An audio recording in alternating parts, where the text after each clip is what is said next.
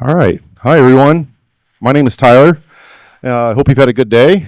So this is my talk on a miser's guide to hardening Active Directory.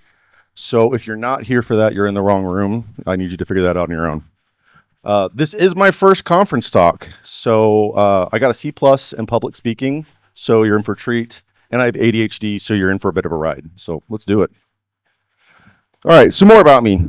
Tyler said that already. Online, I go by Poolman Jim. So you've maybe seen me on the Active Directory subreddit. I kind of hang out there, causing a lot of trouble. Other than that, I've been doing IT for about 20 years. 10 to 12 of that has been in the identity space. I work for a large healthcare company, so I'm not putting their name on there because I just didn't want to, but it's not like it's a secret. So yeah, that's kind of about me. The contact details are on there. I'll also have them at the end too, so you don't have to worry about trying to keep track of that. Let's get into it. So what am I going to talk about today? So first of all, show of hands. Who thinks AD is going to be around in 10 years? Cool. All right. Yeah, it's not going away. AD is not dead. It's not dying anytime soon. In fact, the current trends I'm seeing from like my friends at Microsoft and whatnot, they're saying that it's actually going the opposite direction. More organizations are adopting it than they did last year and so on. So it's not going away anytime soon. The challenge is, though, security isn't free. We got cloud, we got AD, we got Entra, we got all these things we have to secure. So how do we keep maintaining an arguably legacy system if we're not keeping track of stuff? So that's the hard part. So today, that's what we're going to try to do. We're going to try to start somewhere. This is not going to be like a deep dive on any one of these topics. I do have slide notes for everything and bonus slides that are more deep divey. So if you're looking for that stuff, I will have it. But I can't talk about everything because AD is so big. So I'm going to keep it simple. And the whole focus is the hardest part of any project is starting. So, and then some disclaimers / what is this not. A lot of the tools and scripts and stuff I'm going to talk about have the likelihood of tripping EDR. So keep that in mind. Don't run in prod unless you've gotten permission first. Most of the tools are free. Some are not. I don't work for anybody on the list here. So if I recommend a tool or a vendor, it's because I've tested it and I liked it, but nobody gave me money to do that. So also, a lot of the free tools require emails. So you can either use like a temp email address, or I've done the best I can for any of the links I have to include the straight up download link and no email. And obviously, this is not an exhaustive list. I cannot list everything you could possibly do in AD. So we're gonna go with it. And of course, opinions are mine. Don't blame my employer, blame me. All right, let's get into it. So another question for the group. Who here has backups of their Active Directory? Who here tested them in the last year? You should get on that. Yeah, oops, I pushed the button. BCDR is kind of boring. It's probably why we don't see a lot of talks about BCDR, but it's kind of important. And if you're smart, like the reality is most organizations, you'll go out there, you'll buy a product, or you'll use a product, you'll back up, you might do testing. And if you're really smart, you might do a tabletop like once every couple of years. But they're not shiny, they're not cool. But this might be the most important thing you ever do because they will save your butt if you're not careful. So why are backups important? Well, they get you from oh crap to okay. The challenge though is we tend to think of BCDR like this. A comet, meteor, fire, whatever. Everything's gone, burnt to a crisp. The reality is,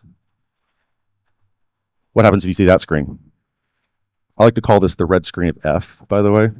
So, what if you see that on your domain controllers? What do? When you do your tabletop exercises, has anybody ever asked the question, if my entire identity system's down, what do I do? Entra, AD, they're connected. If one goes, the other one usually goes. Can you get to your phones if your AD's down? A lot of phones require authentication now. Can you get to your Teams? Where's all that at? You have to have a plan. You have to have a mechanism of getting through that. You have to have options. Now for the bad news. Backups cost money. Tyler, this is a miser's guide. Why are we talking about money? Well, that's just how it goes. You have to spend money sometimes. So This whole thing, if you're going to spend money on something, my advice, spend it on backups. Are they worth it? Yes. If you drop the entire cost of your IT budget for a year on backups, it will be worth it. I've seen it myself. And the reason I recommend that over, other things is because of that first point there. You want that support. When you're in a BCR incident, your butt's out there. You're in trouble, and being able to call for some help is a real benefit. So that's really why I say, go for enterprise backups. The other things are good too. Don't get me wrong. You want good backups, but the support is what sells it. So how do we find a good backup solution for AD? Well, you have to start with kind of building a BCR plan, and that's where the business tolerance comes into it. So when I'm talking about business tolerance is how far back do I need to go potentially? So do I need to retain 30 days, 90 days, 180 days? Please don't go longer, tombstone lifetimes. What happens if you have to go back further than that? Have you planned that with your leadership teams? How much data is an acceptable amount of data to lose? That's another question to ask. The execs in the room will love to say that no downtime, no lost data, but the reality is you can say that in the mirror, but that doesn't change the fact if you have a BCR incident, if you have downtime, you're going to lose something. It's just how it goes. And you have to ask the question, what are you protecting against?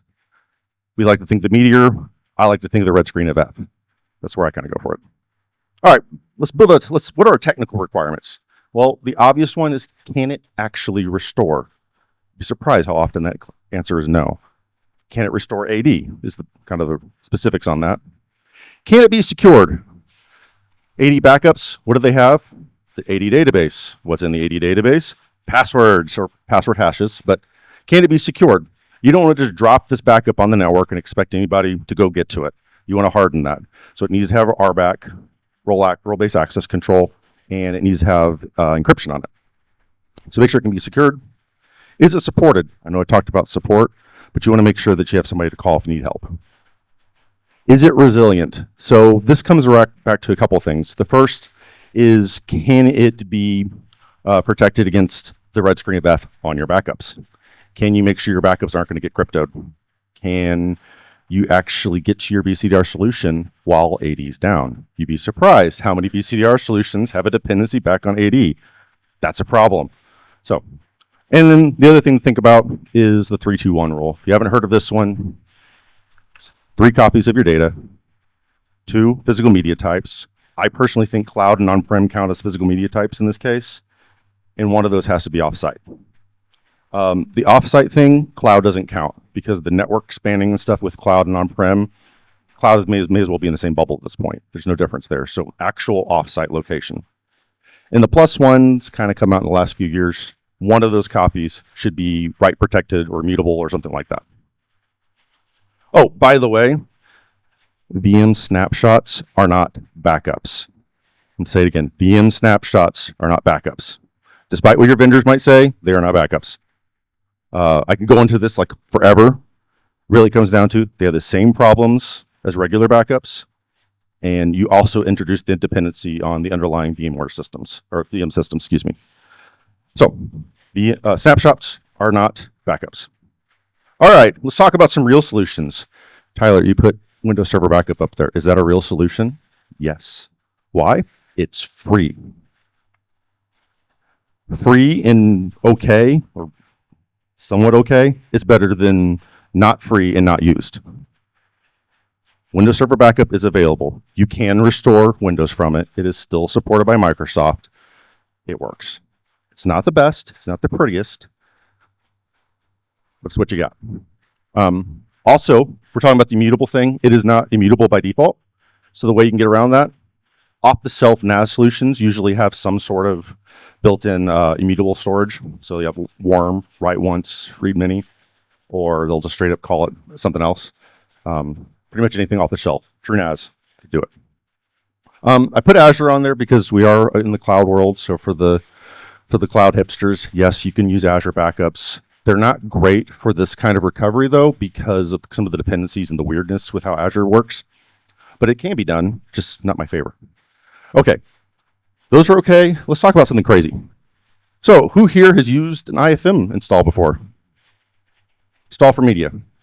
So IFM is install for media, and what it is you effectively take a snapshot, different kind of snapshot, of the AD database, the registry, and the sysvol. And the way that works is you run some commands, it stores those on local disk. They are not encrypted, so be careful with this. And normally you use that to precede new domain controllers, so you don't have to wait for replication. There's a guy, his name is Michael Grafnetter, if I'm pronouncing that right. DS internals are some tools he wrote. One of those scripts can actually take your IFM and it does a nothing shared restore of AD. So you can build a completely new system, nothing like it. The name is different, nothing the same, except for the disk left layout the same. And you can restore your IFM to that and it will not know the difference. It will look just like it did before. It's a wild product, or a wild tool. Speaking of products, so a lot of the big vendors, they're doing that behind the scenes. They just don't tell you. The downside with this is wildly not supported.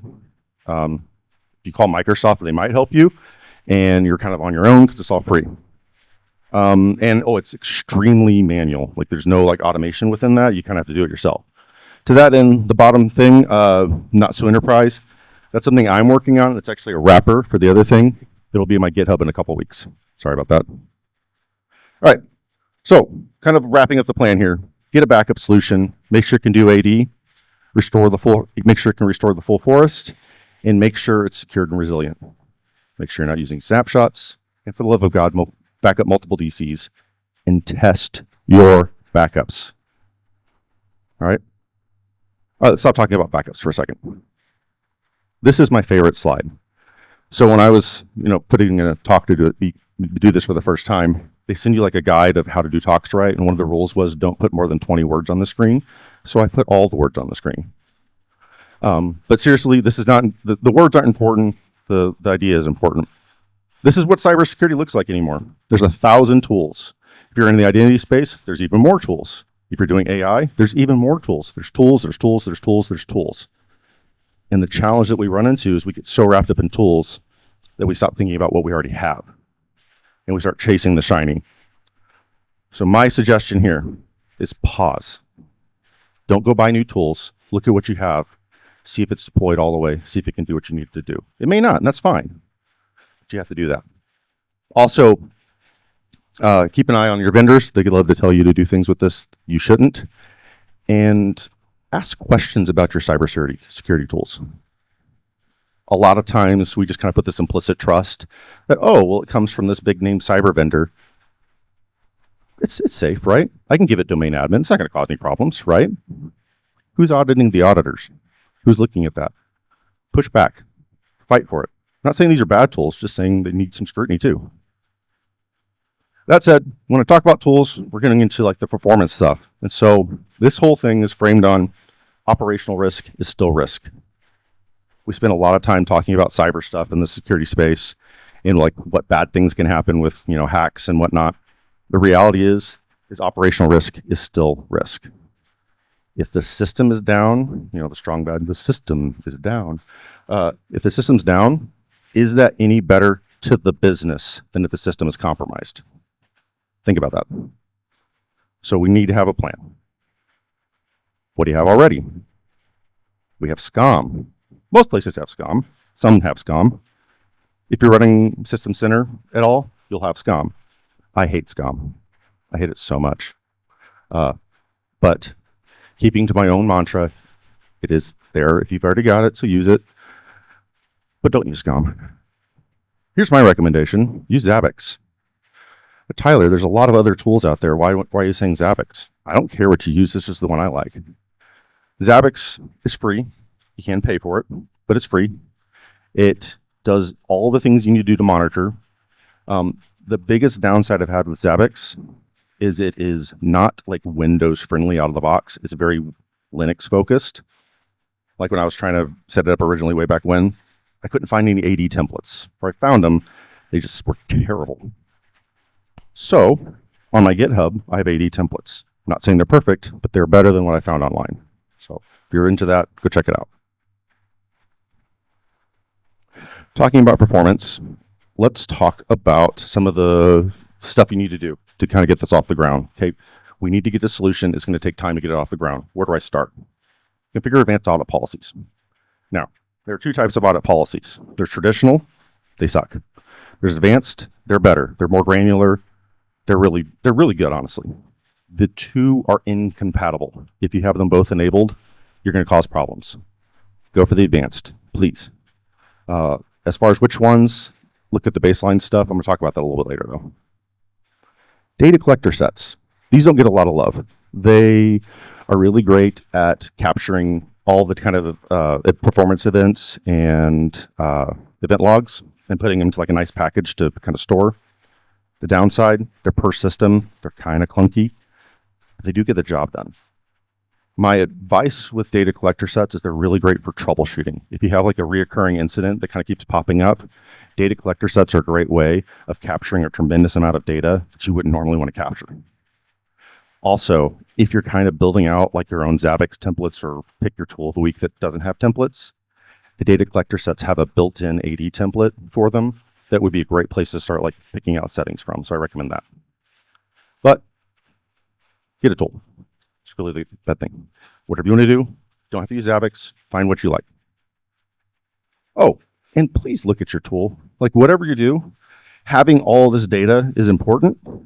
If you're not doing anything with it, it's not useful. So make sure you're looking at it, make sure you're alerting on it, so on. All right, let's talk about best practices for a second. So the natural place to start always for me is the Microsoft security baselines. They're free download and they do the job. They come out per OS version. They include GPO templates and they include a bunch of tools. So if you're not using these, I recommend looking at them. They're free to get the job done. The coolest things about them are the templates that you can, sorry, I keep breathing in the mic. I'm not used to this. They're free downloads and you can go in there and the templates actually have all the settings that the baselines have. I do not recommend just dropping that in an environment because you will cause an outage if you're not ready for it. Those are good to compare with, which is the second tool there, the policy analyzer. You compare your tools, your policies versus theirs, and you're set. My favorite thing on this list, though, is the reference doc it comes with. It has a reference that shows the group policy setting maps to a registry key for most settings. It is so helpful to just have that. I have it like bookmarked with my Excel, so I use it all the time. These are a great place to start. They are not as comprehensive and they're Microsoft only, but they're a place to start and they're good. All right. Originally, I wanted to do like a raise your hand if you've used DISA-STIGs, but this is not Spot the Fed, so I'm not going to do that. But DISA-STIGs are U.S. government-focused baselines. They're not just Microsoft. That's the biggest difference here is they're not just Microsoft. So you go on the DISA website, it's literally pages of stuff that you can scan with them. They're awesome. The biggest downside is they have a lot of weird government stuff in there, like you have to use the government PKI or the government NTP servers. So you kind of have to tweak that a little bit. They also have group policy templates. They have lots of guides. But my absolute favorite thing, and the reason I always recommend STIGs, even if you're not federal government stuff, is the SCAP tool. SCAP tool is a free download. It can run local or remote. And it'll actually do compliance checks against systems to tell if they're compatible with the baseline that DISA push it out. They're really, really good. They are super great. And I have a theory that the format that they use is all XML. So I think I can teach my AI to rewrite them so that it doesn't have the weird government stuff. But I haven't tried that yet. I like DISA-STIGs. The other big player is CIS benchmarks. They're good. I'm not going to say they're bad. I don't like them because they cost money. So you can download the guide for free. You have to give them your email. You can download their light scanner for free, but you cannot download their scan all the things for free. They require payment for that.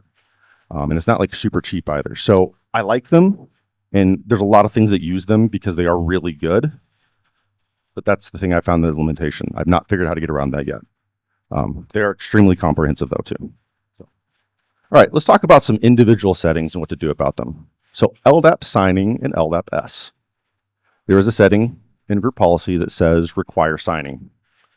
LDAP signing or LDAP S meet that setting, either one. Tyler, what's the difference between the two? So glad you guys asked. LDAP signing is effectively you take the authentication header in an LDAP session and you encrypt that or you just use NTLM or Kerberos to do the authentication. The rest of it is unencrypted, which is just LDAP data. It doesn't matter at that point. LDAP-S is you take the whole LDAP message and you shove it into a TLS packet and you kick it off across the network.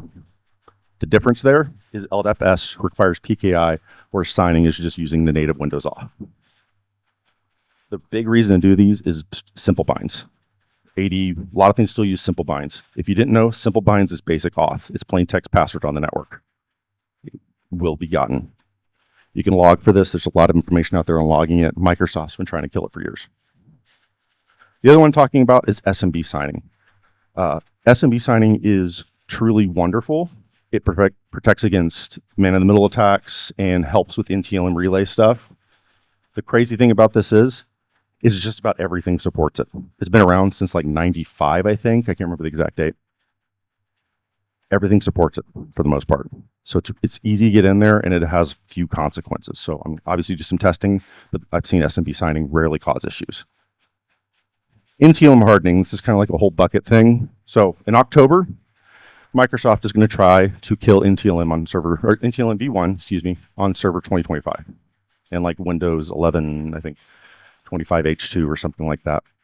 I wish them luck because I don't think it's going to happen. I think it should happen, but I don't think it's going to happen. So NTLM comes in two flavors. There's 1 and there's 2. 1, really bad. 2 is kind of bad. They're both trying to be gotten rid of, but 1 is the one they're after right now. Configure auditing, start tracking down your NTLM and figure out what's causing it and start working on that. But it's going to take time. Just accept it. Well, if we're not using NTLM, what are we using? Kerberos. Well, it's perfectly secure, right? There's nothing we have to do to make Kerberos better. RC4. Gotta love RC4. It won't die. It's a big one. Look at your Kerberos encryption types. Microsoft dropped a patch this last month or early April that takes care of a lot of RC4 stuff that's causing a lot of headaches for people. In July, they're making it even harder, so keep your eye on it. Just set your encryption types. That's honestly the truth. Just set your encryption types. And then Kerberos delegations. This is probably the scariest thing because Kerberos delegations can really eat you real fast. Now, if you don't know what Kerberos delegations are, they are basically user impersonation, which sounds super scary. It's actually an intentional thing in the system. You think about it, you don't want to give the guy coming into your website direct access to the SQL server, so you put something in the middle. So it has to proxy that authentication through. That's where delegations come in. The thing is I think 2008, there was only one kind of delegation. It was called unconstrained, which means you can pretend to be anybody. Hi, I'm Tyler, and I'm a domain controller today. And next thing you know, you've owned everything. So you got to turn off the unconstrained delegation. There is constrained delegation that has a couple settings that you don't want, but if you turn off unconstrained delegation, you're going to do a lot of good for yourself. All right, so where do we go with our baselines? First, start with the Microsoft baselines. Download them, review them. Find the ones that have low impact, that aren't going to cause incidents, to turn them on and start turning those on. Do your change control, get them turned on. And then you have to balance that with risk. Anything bigger that's going to require time, get that information in front of your leaders, start getting that sorted through. Deploy stuff to non-critical servers first. Find a test server, find something. Coordinate with your departments as you deploy it. You don't want to make anybody mad because they will come after you. Ask me how I know. And then start looking at STIGs. Like I said, I really like STIGs. If you're into CS benchmarks, you do your thing. That's fine. All right, let's talk about passwords. So NIST did some awesome stuff a couple years ago, and they released new password guidelines. In those, kind of just like recap of it, they said that password length is better than complexity, so get rid of complexity. They recommended bad password lists. I don't know about you guys, but there weren't a lot of products that did that back when they suggested that, so that's a hard one. And then they recommended password lists or pass keys. Well, we're talking about on-prem AD, so I'm not sure how that's going to work either because there's not a lot of password list options for AD. So, and then they also said forced expiration for passwords is not a good idea, which means don't force reset your users like every 90 days. All right, so what do we do about these settings? Well, let's start with the bad password lists a little bit. Well, the truth is, Microsoft has had these forever. They've had them as password filters, The downside, if you were to go to that link that I kind of grayed out, but if you were to go to that link, it literally just tells you how to program your own password filter, which just sounds absolutely insane because if you get it wrong, you get blue screens. So don't do that. Nowadays, we have Entra Password Protection, formerly known as Azure Password Protection, and probably going to be known as like Defender for Copilot passwords in like 2 weeks or something. I don't know. They're just really about Copilot stuff. This is a cloud solution. It's not free. It does require P1 or P2 licensing, but it does work really, really, really well. The way it works, cloud is where you do configuration. You build a proxy server on-prem that talks to the cloud. It pulls down the settings. Then on your domain controllers, you install an agent that talks to the proxy server to pull down the settings. Why there's so many layers? The idea is so that your domain controller wouldn't have to go all the way to the internet because your domain controllers don't talk to the internet, right? Okay. Some other options if you don't want to spend the money on P1 or P2 licensing, there are some open source tools. LithNet Password Manager or Password Protection. I like their products. They have some really cool stuff. There's no screenshots of it because it's literally like you run the command and it's on. So it's really cool. The other one I just have to throw on there because I love it. It's PassFilt EX, built by a guy named Ryan Reese, who is an engineer at Microsoft. It is not a Microsoft tool. It's just written by a Microsoft guy. It has been around for ages, and he updated it like a few years ago, and it's really actually competitive now. It's like service-wise. So I'm going to make you guys mad next. Let's talk about passkeys, passwordless, or just talk about MFA in general. So most MFA solutions for on-prem are security theater. Why? You're just protecting RDP. That's like putting a lock on your front door and not even just leaving your back door just wide open. Somebody's going to walk in still. RDP is great to secure, but we like the MFA and the passwordless solutions and stuff like that. Passwordless doesn't translate to on-prem very well, and MFA on the front door just doesn't matter. I have nothing against MFA in general, but that's just not enough for actual security. The downside is auditors love MFA. So we're going to struggle. Now, going to the passkeys thing real quick. Microsoft says you should not sync privilege accounts, and I agree with them in certain contexts. So we can't do some of the Microsoft things. So what do you do for MFA or for passkeys? Well, first of all, Duo does have a free tier. So use that if you just want to get the auditors off your back. I'm just going to say that. If you are syncing some stuff, use MFA, Microsoft MFA, Intra. But the big one, cert-based auth. This does not get enough love. It's pretty good. It doesn't do all the security things, but it's pretty good, and it's actually fairly easy to set up. The PKI is the hard part there. And when I say smart cards, get YubiKeys. Nobody uses smart cards. But it works really well. All right, so kind of like a real quick rehash of password stuff, and then we'll go on to a little bit more. So first of all, use fine-grained password policies if you're not. So normally in AD, you have one password policy to rule them all. Well, fine-grained password policies, you can spread that out a little bit. So what I recommend to kind of meet the guidelines out there is start with 3 policies. You have one that's for users, that's 16 characters or bust. One for your privileged users, that's 21 characters. And your service accounts get 32. That's how I do it. The other thing I'm going to throw out there, so one of my pen tester friends really hated this option, is changing lockout policies. He's like, but brute force attacks. I was like, yeah, but help desk calls. So change your lockout policies. Most compliance tools will say like 3 to 5. And if you have to be compliant, do what you got to do. But if you can get away with it, bump it up to 15. I say the 15 rule is 15 bad passwords in 15 minutes, locks you out for 15 minutes. Keeping it simple. You can change those numbers to fit your stuff. Brute forcing is still an issue. But with these numbers, it's not like an extreme issue. It's not like you're just turning it off. Yes, there's a greater chance of brute forcing. That's where the monitoring comes in. Just pay attention to what's going on. Look at what's happening. And you will make a lot of people happy. You will win hearts and minds by doing this because your help desk team will love you. All right, let's talk about the fun stuff. Let's do some hardening of AD. This is where normally somebody spends the rest of their time talking about tiering. So I have 3 slides about tiering, but I'm not going to talk much more about it. I love tiering. I love the concept of separating the tiers and securing the different tiers different ways. The problem is everybody talks about it, so there's a plethora of content about tiering, but nobody ever finishes their tiering projects. I've never seen it done. I've done 2 of them, and I've never been able to finish. And the challenge that creates is that you get this kind of false sense of security that now my environment's secure. I've tiered it. It's secure, but the holes are still there. But it's a good process. So where do we go? If it doesn't work, why are we still doing it? It does work. You do it right. My recommendation, don't boil the ocean. Start with your tier 0. Start with the biggest, scariest accounts and find them. So your domain admins, your account operators, please don't use account operators. This is your global admins, those kind of things. Find those, get them dedicated accounts for that privileged access. Get them off. If they're checking email with it, that's wrong. You should only manage tiered systems with tiered accounts.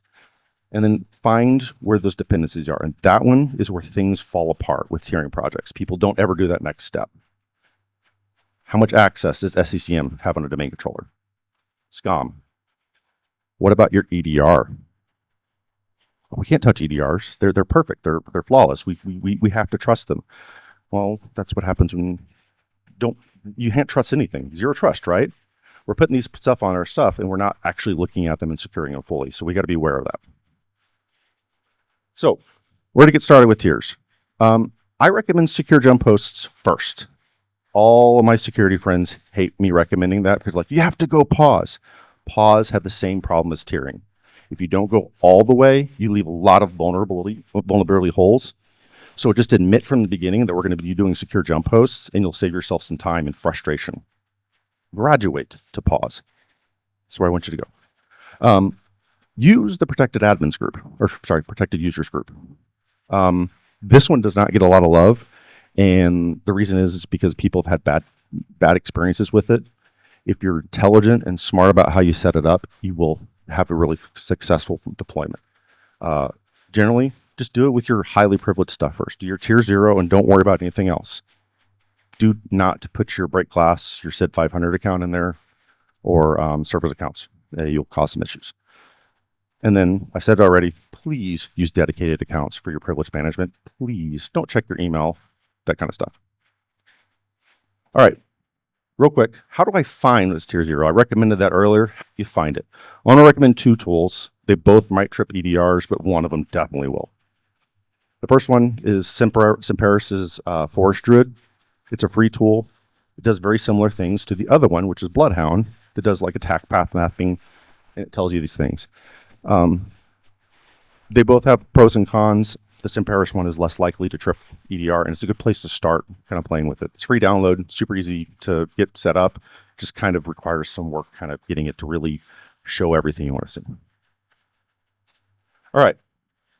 Something that doesn't get talked about much is auditing ACLs. There are a lot of things that you can get access to in AD that gives you a lot of control over the domain. So rather than listing this whole thing, look at places where privilege lives. That's those places. But the one I want to draw everybody's attention to is the executive users OU. We talk about securing admins. We talk about securing privilege. If somebody compromises your CEO's account or your CFO's account, is that bad? What's the consequences of that? I'm not saying go full in securing them like you would a domain admin necessarily, but at least monitor that OU for strange things. Risky permissions. What permissions should I pay attention to? Well, mostly full control. Full control gets thrown around so much, and it's not needed most of the time. Find full control and start getting rid of it. What stuff has too much? So, and accounts probably wasn't the right word here, but basically, if you're looking at these ACLs, and you see these groups that have everybody in the environment in them, that's usually not good. Your domain users, authenticated users. The 2 things I want to point out, though, is everyone, which is on a lot of places that it shouldn't be, so get it off there, and the pre-Windows 2000 compatible access group. That group has been around since pre-Windows 2000.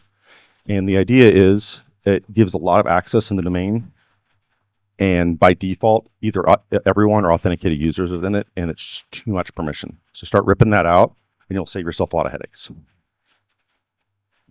How do we audit in all these ACLs? I want to recommend a couple of tools.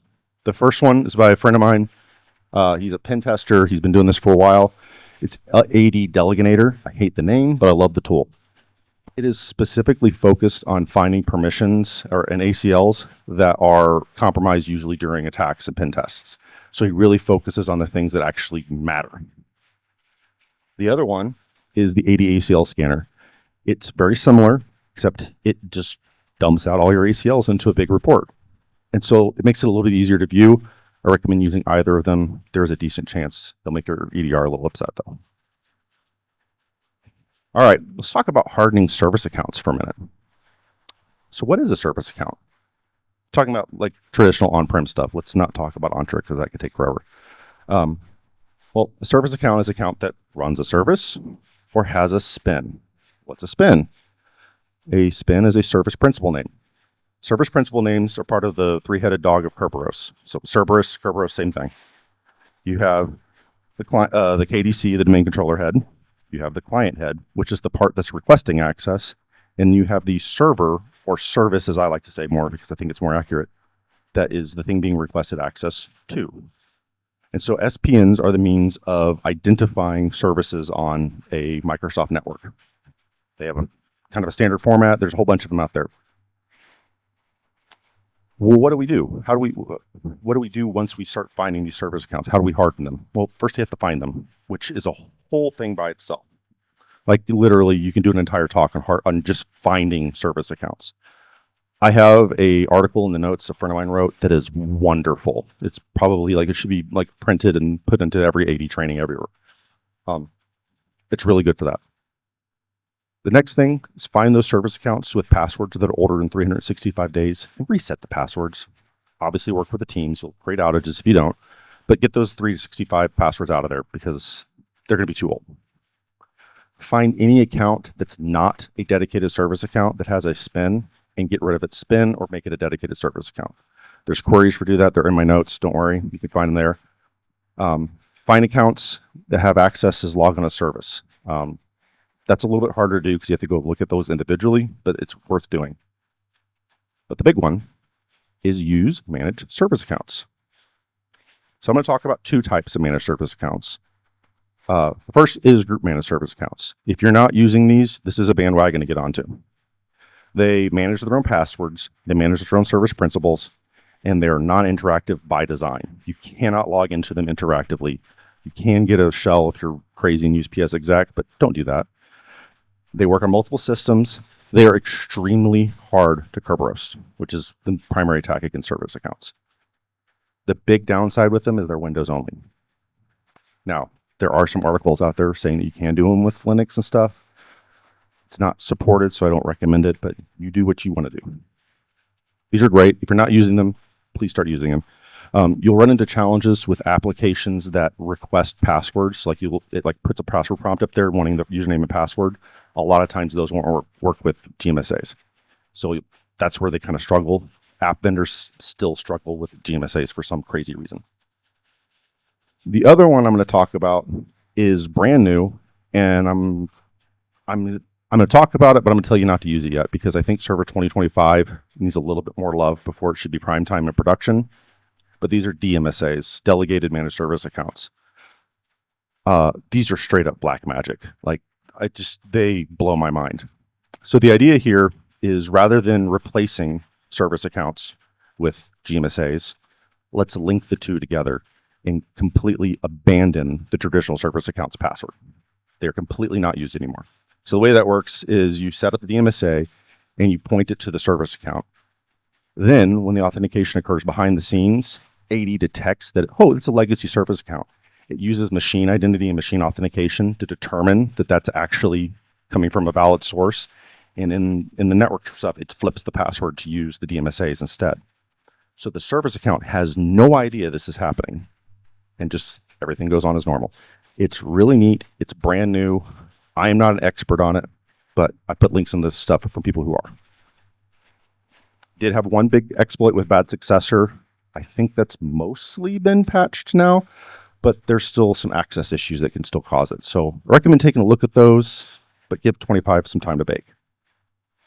So talking about access, let's talk about local admin accounts.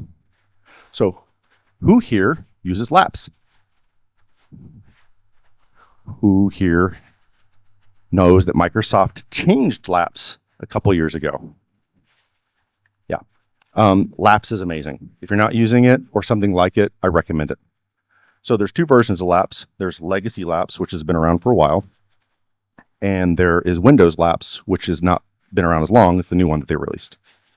The big difference there is Legacy Laps required you downloading the agent, installing it, whereas Windows Laps is now included inside of Windows. They both require a schema update, which is not as scary as it sounds, but they're different schema updates. Like, thanks, Microsoft. I know why they did it, but still, it's just frustrating. The kind of big limitation with both of them is they really only affect one user, which is usually the SID 500 built-in administrator or local administrator account. They're really good. I recommend using it. I don't really care which one you use, though Windows Laps is much better. Old Laps stored the password in plain text in AD, which sounds terrible. It was like ACL protected, but still, Windows Laps much better. It could do auto rotation. It's good. So I recommend using Laps if you can. The other one worth talking about is just hardening your local admins in general. I recommend removing domain admins from local admins on systems. It's not strictly necessary, but just get out of the habit of using your domain admins everywhere. That's the idea. Create a DPO to block your privileged logins to the client systems. And please just get your users out of admins. I know that's like way easier said than done, but you're going to do a lot of work. Like, you could do all these things. You can set up app blocker on your endpoints and make it where nothing can get into them. But if people have local admin, they can just go around it. So you need to start backing that off if you can. I know it's hard. Trust me. You'll have exceptions. Just how the world goes. So let's talk about kind of our overall action plan as we wrap up here. First, if you don't have backups, get them now. Start testing them. Baselines. Start with low impact. Work your way up. Harden your tier 0 admins. So that means find them, give them dedicated accounts. Harden your users with spins. Get the service principal name off of them or give them a dedicated administrative account. Deploy Laps, and then start working on your audit policies. And then from there, where do you go from there? Honestly, the world's your oyster. Go where you want. The next thing I would recommend, though, start running Purple Knight or Ping Castle. They're both free vulnerability scanning tools for AD. They're both really, really good.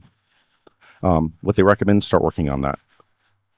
If you're running Active Directory certificate services, please look at Locksmith. Locksmith 2 is on its way out, but Locksmith is a great tool.